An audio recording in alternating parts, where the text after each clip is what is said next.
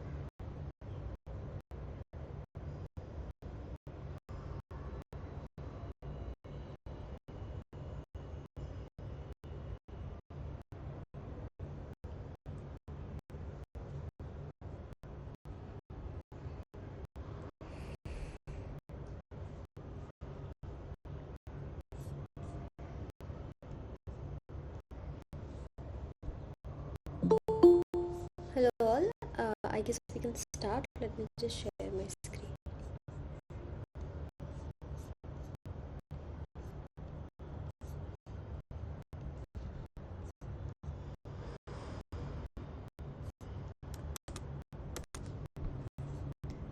Can you all see the presentation in slideshow mode?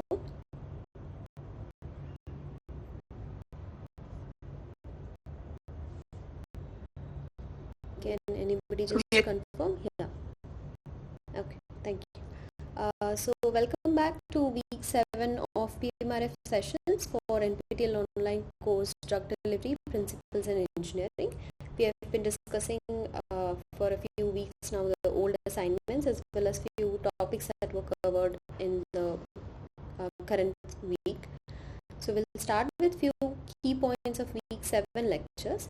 So as you all know, we have been learning a lot about these drug delivery principles and the ways or different vehicles to deliver drugs like metric systems, reservoir systems, hydrogels, and that was one module of the course. And then the next module was tissue engineering, wherein we saw how tissue engineering is done and what is the purpose of tissue engineering, whether you want to replace a complete organ or a part of the organ and how you can do that.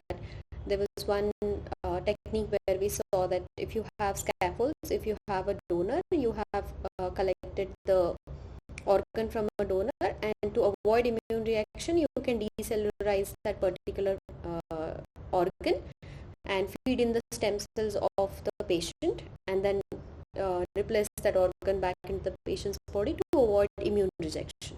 So these were few of the concepts of tissue engineering. And then in the last week we saw an important concept called implant associated infections, where we saw that during surgery and during this tissue engineering, it's possible that some bacterial contamination gets introduced into the patient's body, and these bacteria then start colonizing over the implant, and then that leads to further biofilm formation and infection, wherein the last step is the last solution to this problem is to remove that implant. So we saw how that happens, and then there are few ways of reducing the chances of these implant associated infections, and we saw some of those as well. So in this week, the course has been shifted to something known as route specific delivery, wherein we have a lot of different routes of delivering drugs has been discussed. So just a minute. Yeah, so what does route specific delivery mean? So all of us must be knowing that the most common route of delivery is oral tablets. We have been taking tablets since we were kids. So apart from that, there are various different routes of delivering drugs, and what specific route to choose for depends on the application, and it also depends on the physicochemical properties of the drug.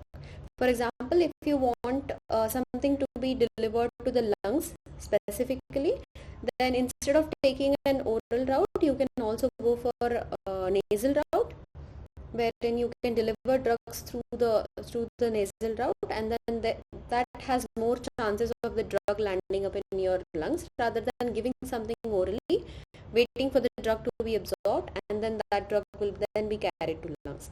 So depending upon what application you are looking for, the route of delivery can change, and also depending upon the properties of the drug. For example, let's say you have a drug and it's very acid labile. For example, it gets degraded at low pH. So if you take that drug orally, your stomach pH is very very low. So there are chances that the drug might get damaged at that particular pH, and hence very less will be available for its activity. So depending upon, then you have to avoid the oral route for such drugs. So you have to know what are the properties of your drug, how much dose are you looking for, and what is your application to choose a specific route of delivery.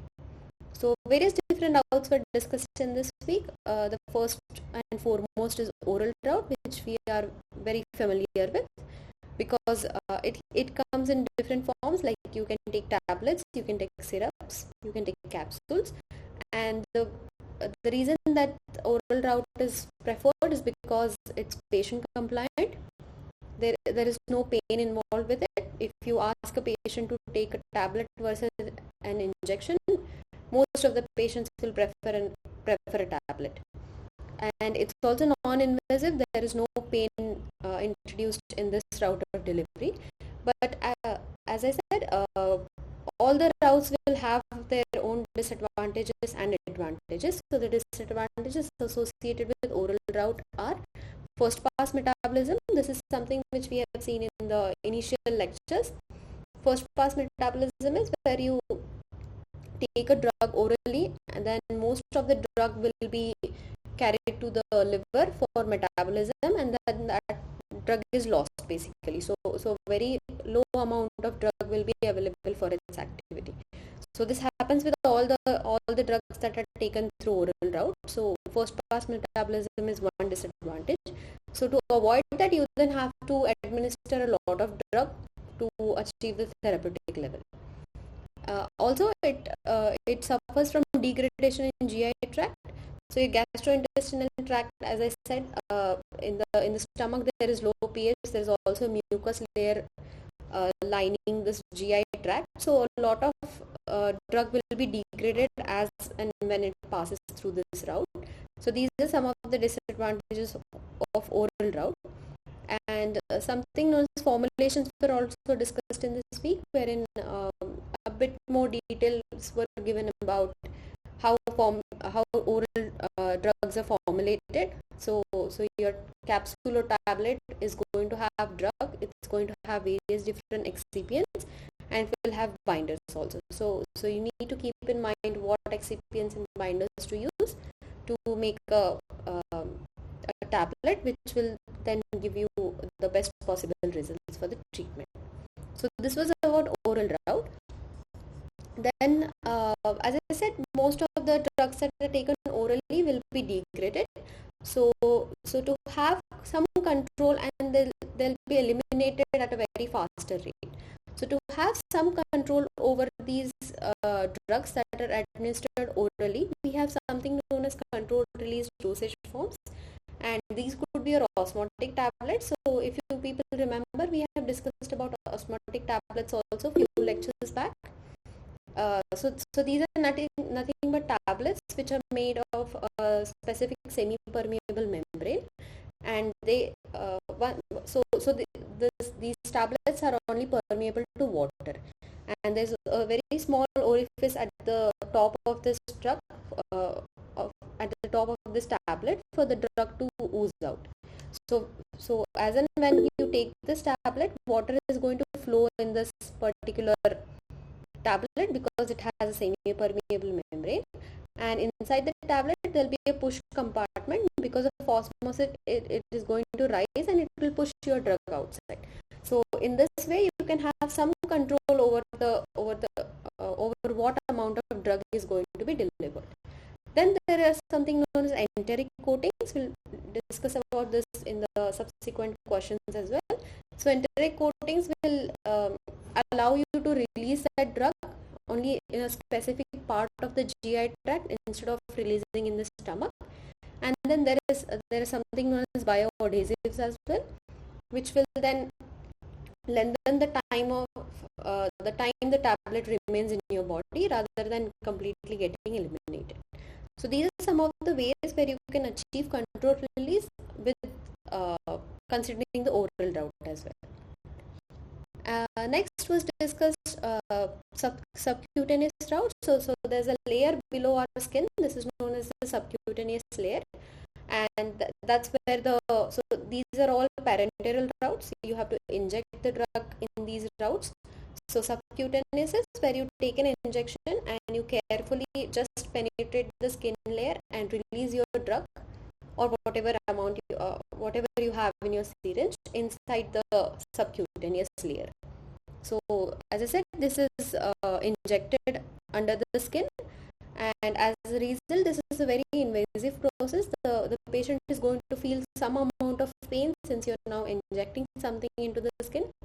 And the disadvantage with it is it can only hold, so there's a very limited space there below your skin, above your muscle. So only about, you can only inject somewhere around 2 ml in this. So as a result, you have, there's a limitation of how much amount of drug you can give. So to give more amount of drug, you have to make concentrated formulations of the drug if you are giving it by subcutaneous. So the advantage with this is it will bypass the first pass metabolism. Now, since you're not giving drugs orally, so they won't be carried to the liver to that extent and metabolized. So subcutaneous route is also used to bypass the first pass metabolism. So let me know if I'm going too fast, or if nothing, if something is not clear, I can repeat it again. So the next route is intramuscular. This is somewhat similar to subcutaneous. So you have a skin layer, then you have a subcutaneous layer, and below that you have your muscle layer. So intramuscular is where you take an injection, you release the drug inside the intramuscular in the intramuscular layer. So similar to subcutaneous route, this also bypasses the first pass metabolism, and since it's an injection, it's going to be invasive, and so subcutaneous as well as intramuscular, both of these injections can be administered by the patients themselves, but you need to give some amount of training to the patients of exactly where the intramuscular layer is, and so that they don't mess with the injection. So as a result, some training is needed. So these are two disadvantages with the intramuscular route. They're invasive and training is needed, but it's advantageous in the sense that you can completely bypass the first pass metabolism. And then another route that was discussed is transdermal route. So this is where you can put a patch on the skin. You must have seen people using insulin patches or something. You just put a patch on the skin. The drug will then flow from that patch into your skin layer, and then it will be absorbed in the bloodstream. So this is the transdermal route. So if you want to have a local effect, let's say I have some disease that is only affecting my skin in this particular area.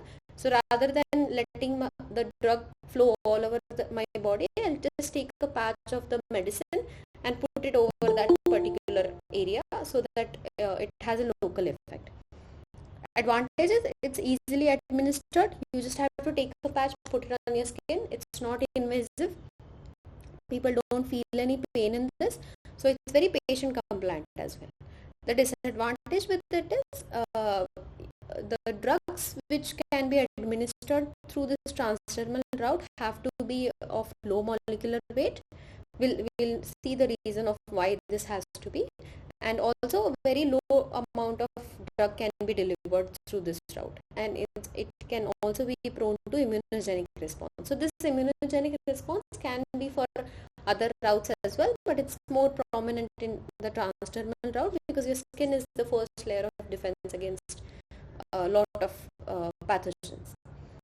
So as I said, there's a limitation of what amount of drug as well as what kind of drug you can give through the transdermal route, but this can be enhanced using various chemical and physical methods.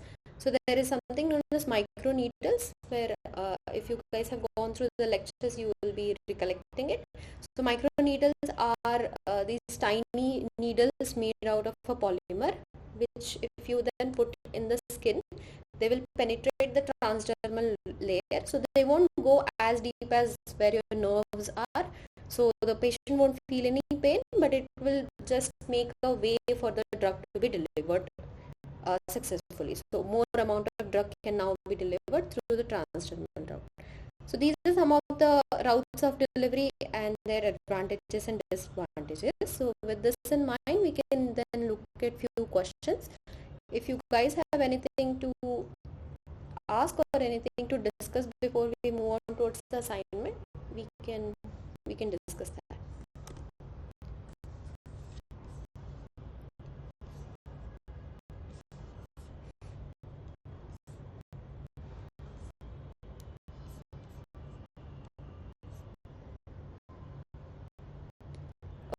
somebody is asking me, we'll take the questions regarding the exam after the session is done. We'll first discuss few assignment questions. Shall I move on with the assignment then, if nobody has a problem here? Okay, I'll take that as a yes. So the first one, I hope all of you can see the question on the screen. Yeah, so the first question is, which of the following is not a parenteral route of drug administration? You have to choose two options. So I think you people must be knowing by now what parenteral means. So let me know if you have the answer. If not, then we'll discuss.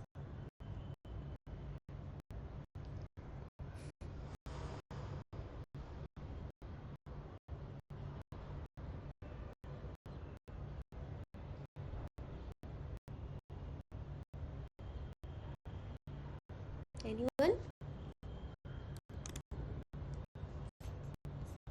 I'm audible, right? You people can hear me.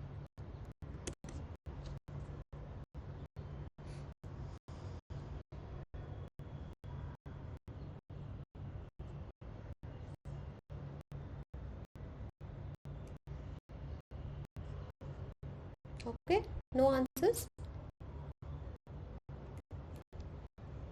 Okay, then I'll discuss it. Yeah, so the answer to this question is oral and rectal. So what exactly parenteral means is, it's a drug administration into the body which bypasses the gastrointestinal path. So delivering drugs with a route which will not include the gastrointestinal path, everything is considered parenteral. So it could be intradermal, it could be subcutaneous, it could be intravenous, it could be intramuscular, nasal, or intraarticular. Oral and rectal, both of these are a part of your gastrointestinal path, so these are not parenteral routes. Is it clear?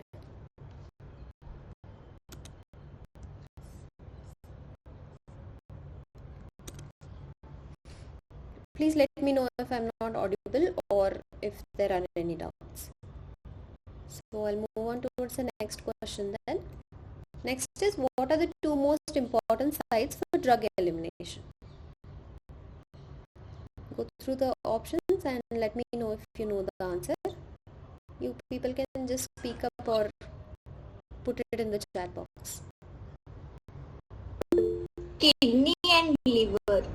Okay, we have one answer as kidney and liver. I think somebody has put it in the chat box. Yeah, someone else also has the same answer. Anybody else wants to give it a try? Thank you for responding.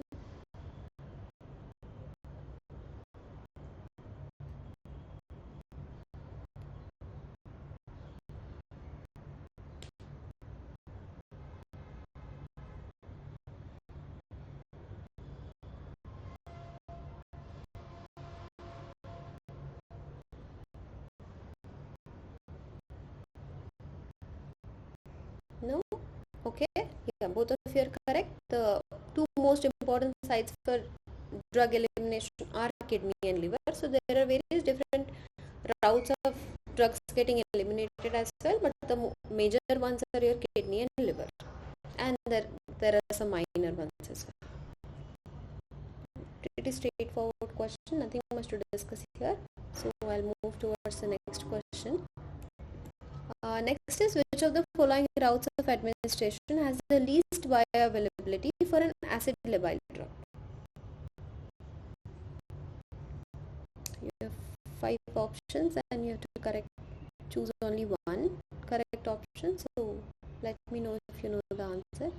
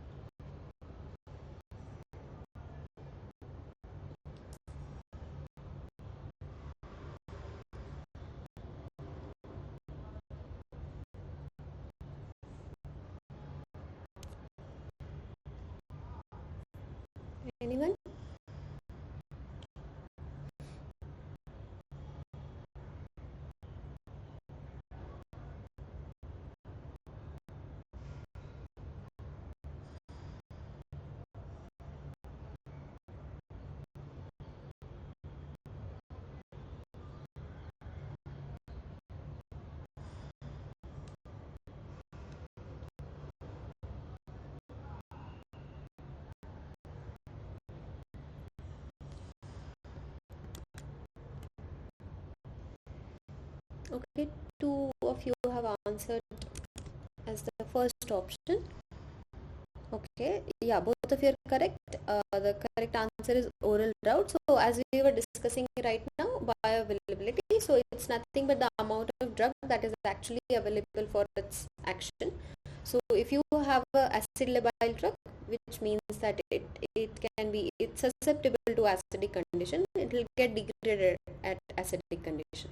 So now if you take the drug orally, so since your GI tract as well as your stomach is going to have very less pH, your drug will most likely be degraded there. As a result, very less will be absorbed into the bloodstream, which will then be available for, which will then flow all over your body and then be available for its site of action.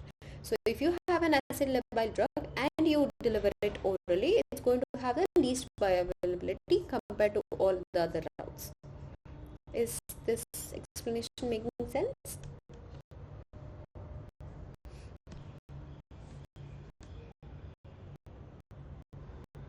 Yes, ma'am. Yeah. Thank you. Thanks for responding. So we'll move on towards the next question. So yeah, these are advantages and disadvantages of oral administration. The next question is, which of the following mechanisms are not commonly used for permeation enhancement in transdermal delivery systems? Yeah, go through the options and let me know if you know the answer.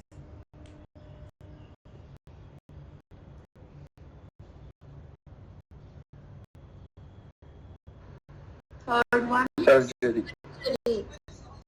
Okay, I think two people answered as surgery. Okay, thank you for responding. Any other guesses?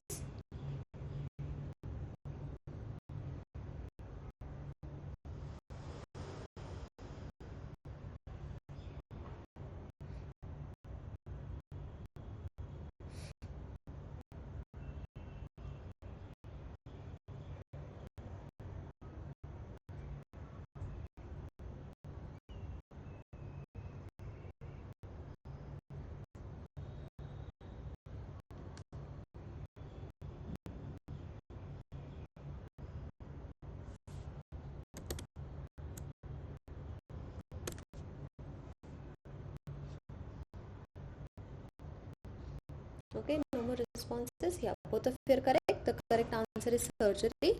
So as I was saying that the transdermal route, not all the drugs could be administered through the transdermal route because there's a layer of dead skin cells and lipids, which we'll see in the next question as well. So this layer will not let your drugs permeate, but there are methods of increasing this permeation. So these could be chemical enhancers, wherein you put some chemicals over the skin to to dissolve this lipid and the dead cell layer, which will then create a pathway for your drug to be introduced inside the beneath the skin layer. So these could be your DMSO or ethanol, and there are certain conditions for what exactly your chemical enhancers should have. They should be pharmaceutically inert, meaning they themselves shouldn't have any effect, just like the drug. They should be non-toxic, non-allergenic, and non-irritating. Apart from this, you could also make prodrugs. For example, now that you know that there's a lipid layer which is causing, which is a barrier for your drug to enter, you can make the drug more lipophilic, meaning you can make the drug more lipid loving. It can easily be solubilized in lipids. So in that way, it could be it could permeate into the skin layer very easily. Or you can have bombardment wherein you shoot the particles into the skin layer. It could be ionophoresis, wherein you apply electric current for a long duration to destabilize. So all of these methods are basically to destabilize the dead skin layer that you have. And it could be electroporation, wherein you give high voltage electrical disruption, short pulses of high voltage. It could be ultrasound, you can use cavitation forces, or it could be photomechanical energy using a laser. So If you now see the question, it is asking us which of the following is not used for permeation enhancement in transdermal delivery systems. So the only thing that doesn't fit here is surgery. Surgery is not a weight, so you don't make a cut and put your drug there. That's not what transdermal route is.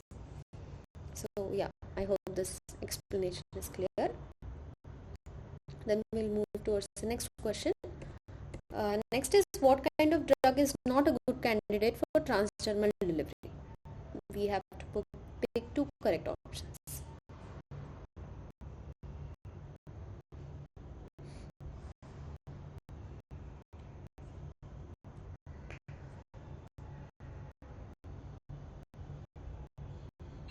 Low partition coefficient and high molecular weight.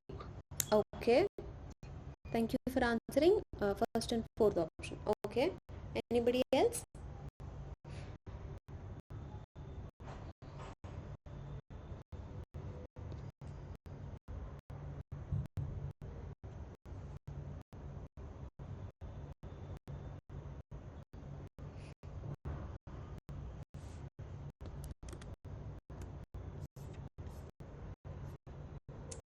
Okay, someone else is also answering the same. 1 and 4. Any other answers? Thank you all for responding.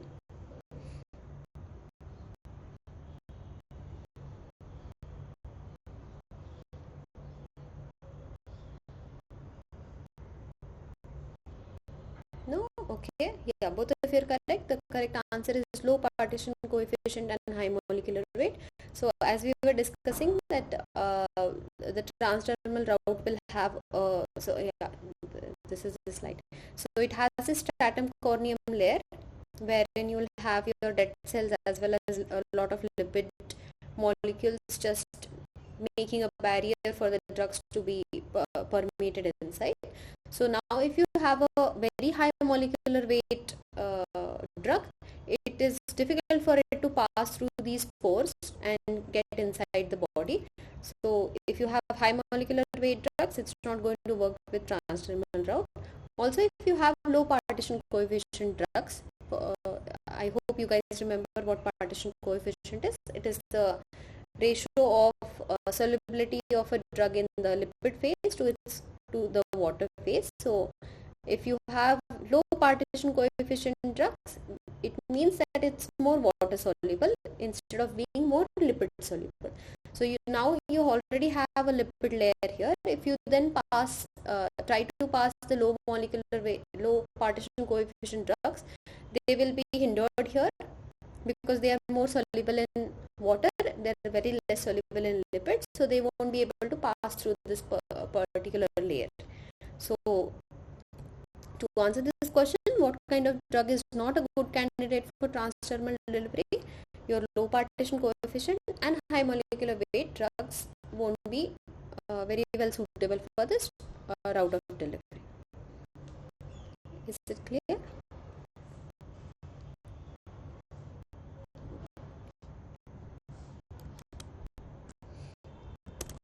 I'll move on to the next question then.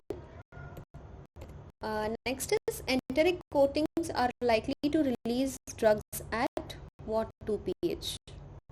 So you have to pick two correct options.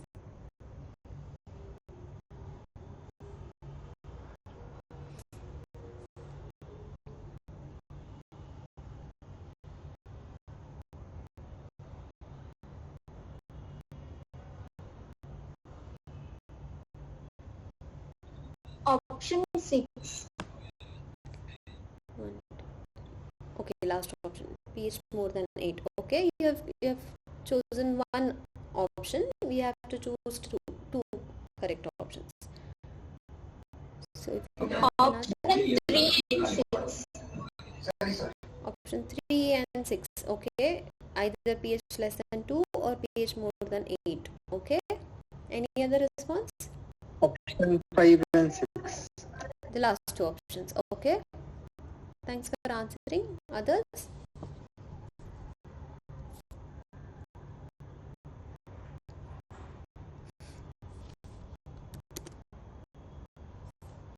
Somebody is saying option 3. I'm assuming it's for this question. Anyone else?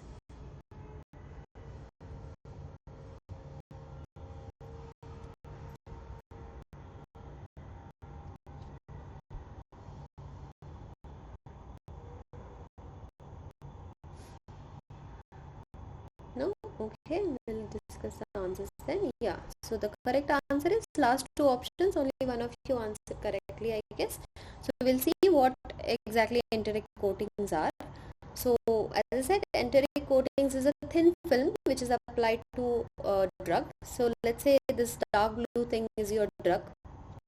And then so all of this you're doing basically because you don't want the drug to be released into the stomach, because the stomach has very acidic pH and a lot of different harsh conditions which could then damage your drug. You want the drug to be directly released into the intestinal part. So what you can do is you take your drug, you coat it with a particular polymer. This gray layer, assume it's a polymer, and you choose a polymer in such a way that it will have a lot of carboxylic acid groups, the COH groups. Now what will happen once you deliver this drug orally? It will pass through the GI tract, it will go to the stomach wherein the pH is very low. Now what happens at low pH? All your carboxylic acid groups will be protonated. Protonated meaning they will be of COH form. The H is still attached to the particular group. So because of this, it will have a very low solubility. The polymer layer will be intact. As a result, your drug will not be released in the stomach. Now, as the capsule or the drug form then passes from the stomach to the small intestine, the pH changes very drastically. From pH 2 to it's now going to pH 8. So at high pH, what will happen is there a very low H plus concentration around the drug. The COH groups present in the polymer layer will then deprotonate. They will lose their H plus and now they are CO minus, which has more solubility compared to your COH group. Now because of having high solubility, the polymer layer will then dissolve at pH 8 and then your drug will then be free to be released. So this is what enteric coating is used for. You avoid the drug release in the stomach. Instead, you release most of the amount of the drug in the small intestine. So the question is, enteric coatings are likely to release drugs at. So anything above the acidic pH is the likely answer. So the only two options fitting into the answer are if the pH is more than 8 or more than 11. That's where your enteric coatings will release the drugs. Is this clear?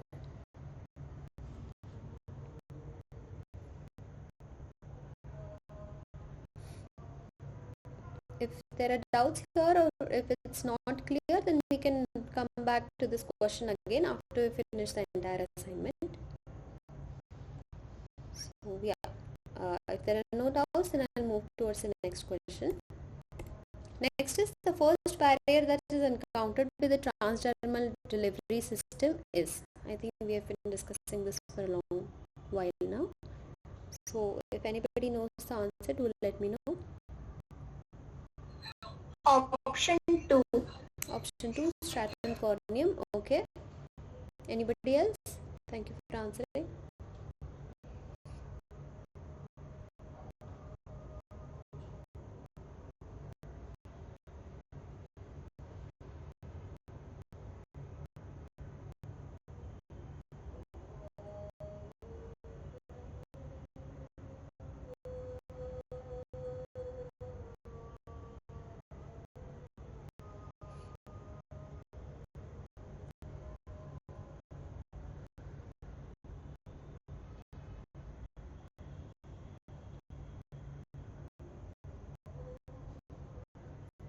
Okay. Yeah, you're correct. The correct answer is stratum corneum. As I said, this is the layer made of dead cells and lipid molecules, which then creates a barrier for the transdermal route. So this is the first barrier that is encountered for this particular route of delivery. So yeah, there's no explanation here. Pretty straightforward. Next question is the major problem of transdermal drug delivery route is. Most of these questions are on a specific route of delivery, so I think you people will be able to answer this. So pick two choices. Which is what is the exact major problem for transdermal drug delivery? Option 2 and 4. 2 small doses administration is only possible. 2 and 4 drugs with higher molecular weight cannot be given. Okay. Thank you for answering. Anybody else?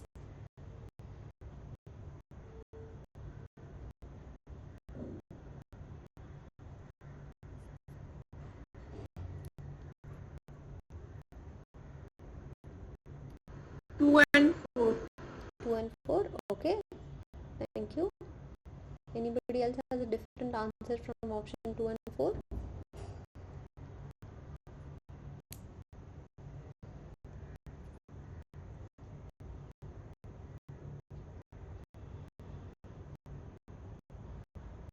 No? Okay. Yeah, both of you are correct. The major problem with transdermal drug delivery is only small doses could be administered because there's not much space in that particular area, and higher molecular weight drugs cannot be given because we saw the stratum corneum will not allow absorption of higher molecular weight. So these two are the disadvantages of transdermal drug delivery. Okay, then moving towards the next question. Next is which one statement is false for bioadhesives? And you have 4 options to choose from. Please read the questions properly. Most of these questions are asking us the false statements about a particular concept. So you have to select what is the third one. Chemically bonded bioadhesives are most highly recommended. Okay, we have one answer. Anybody else wants to give it a try? Thank you for answering. Third one. Okay, thank you. Others? Okay, most of you are typing. I'm sorry if I'm not able to look at it at the proper time.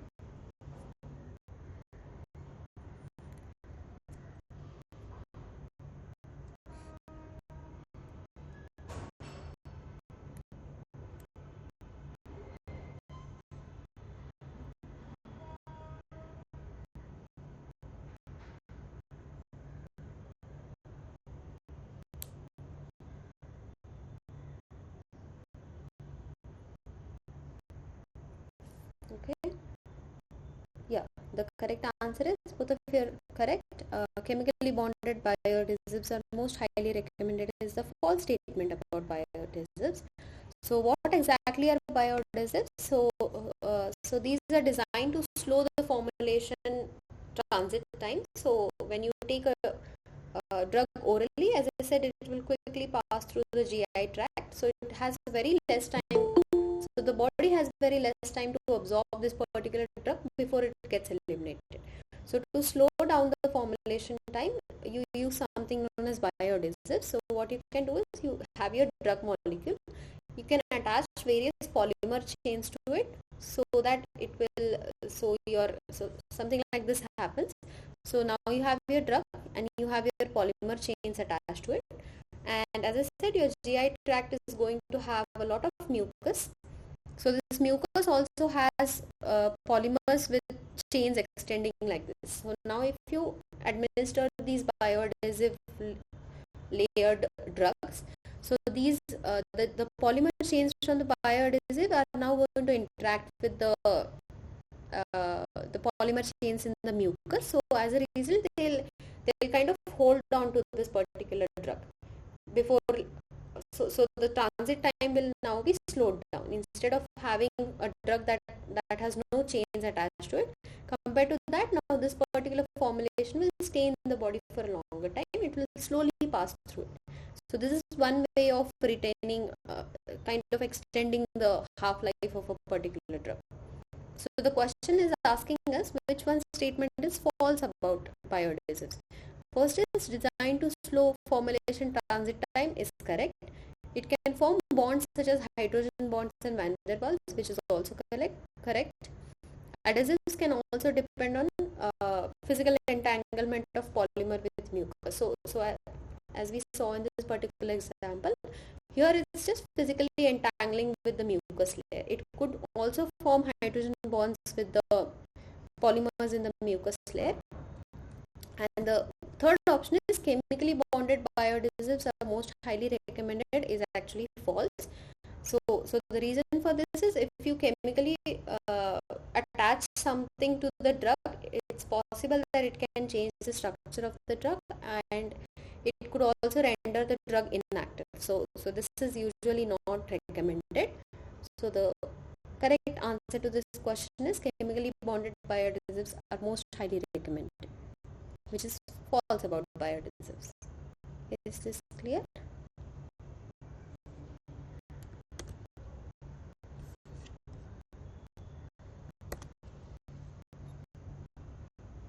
Okay, then I'll move on towards the next question. I believe this is the last question for the assignment. The last question is, which one of these is an advantage of oral administration? And you have a lot of options Ease of here. administration. Sorry, okay. Ease of administration, okay. Anybody else? Thank you for answering.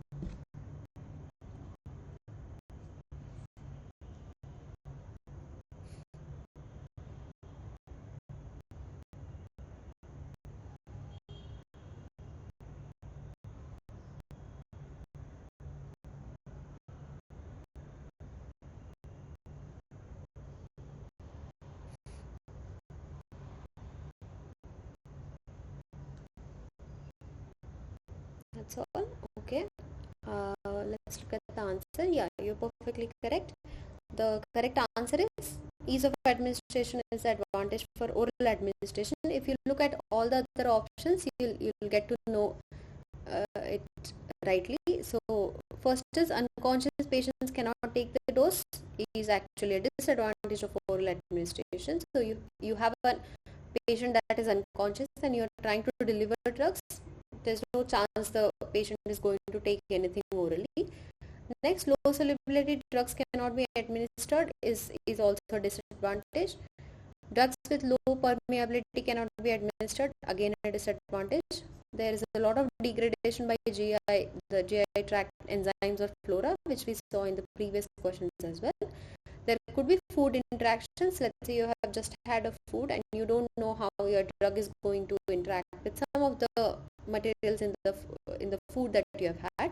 It could lead to further complications, and also drugs administered through oral route they suffer from first pass metabolism. So the only advantage of oral administration listed amongst these options is ease of administration. It's very patient compliant. So that's all the questions I have for you people today. If you want me to repeat any of these questions, then I can go through. People who have joined late can, if you want me to repeat some of the initial questions, I can do that.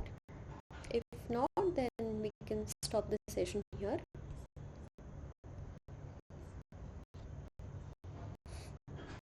Or if there are any other doubts apart from this, then we can discuss those. I think somebody was asking about admit card.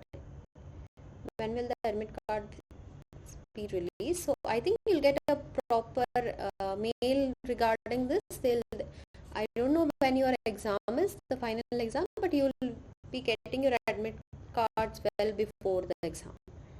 So I don't think that should be a problem.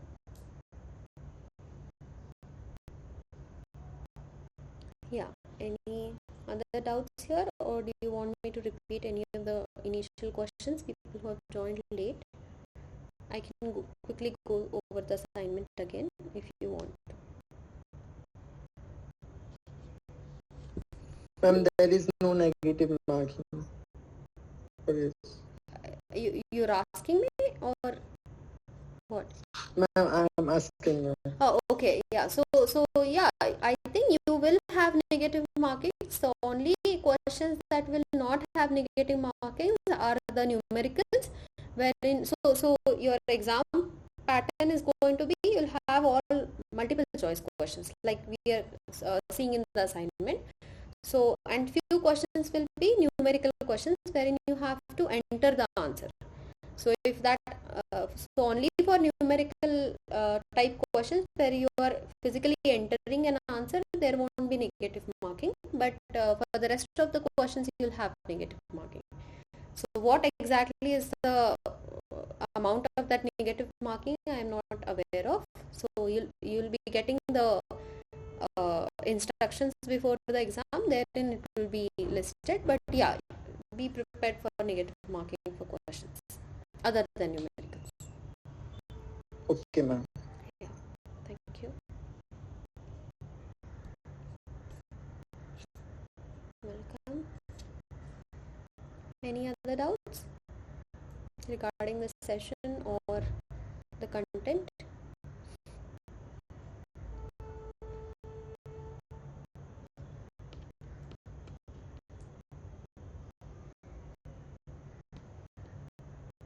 If not, then we can stop the meeting here and I can meet you people next week.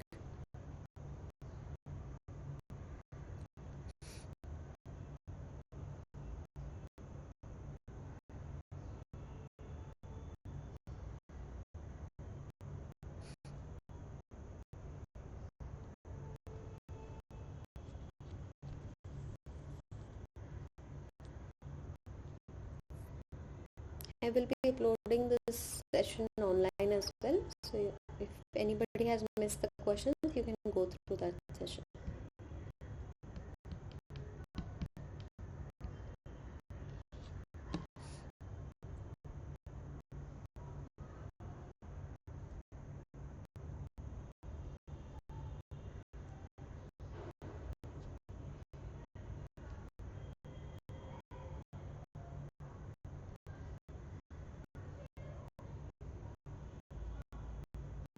Okay then, thank you.